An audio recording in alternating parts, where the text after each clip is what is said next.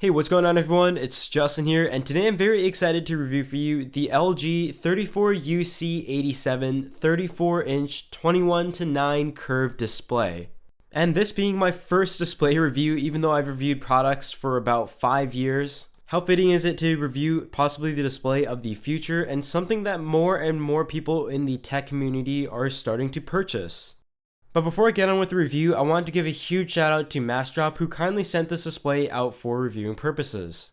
Massdrop is a group buying platform, and how it works is as more people team up and commit to purchase a certain product, you are able to unlock better price points. And as a result of that, you are getting the lowest price possible.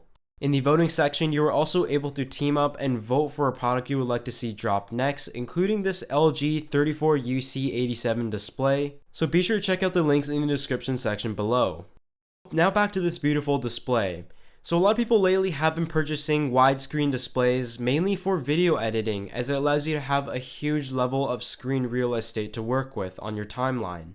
With a 3440 by 1440 resolution, you're sure to have a ton of space to work with. From looking up close, the display itself is beautiful, everything's very clear and sharp, and the color accuracy is great as well with the 99% sRGB coverage.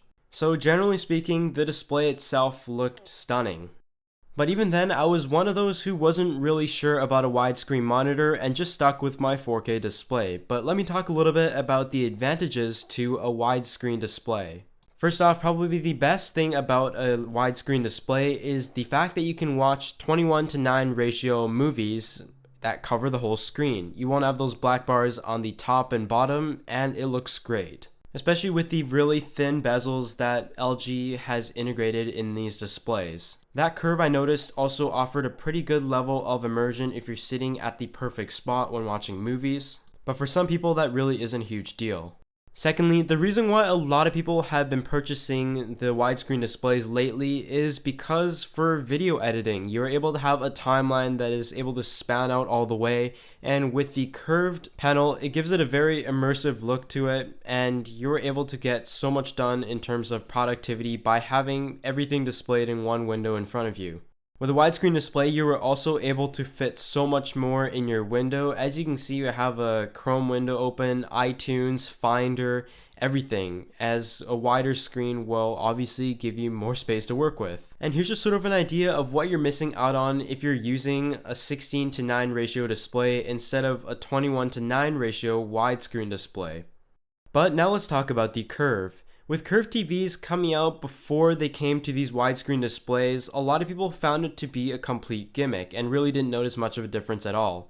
But I recently purchased a new TV and I went for a curved model, and I am a huge fan of it. With a widescreen display like this, I think it really helps, and personally I'm a huge fan of the curve. One reason why I prefer the LG 34UC87 compared to the other widescreen curved display models is the fact that it is much more adjustable. You're able to raise and lower the height much easier, and you also have quite a bit of adjustability in the tilt. Though the stand may not be as sexy as the one in the 34UC87, it looks very standard, and in my opinion I have no problem with it, but the adjustability is definitely a plus. Moving on to the rear I/O, you have your power, a 3.5mm jack, 2 HDMI ports, which is what I use, and it also has support for Thunderbolt 2 on Mac. And I didn't really have a problem with the I/O. You also have a cable management clip included as well, and the fact that you can VESA mount this is great if you want a dual display setup, which Dom from Mac Mixing recently did, and it looks great.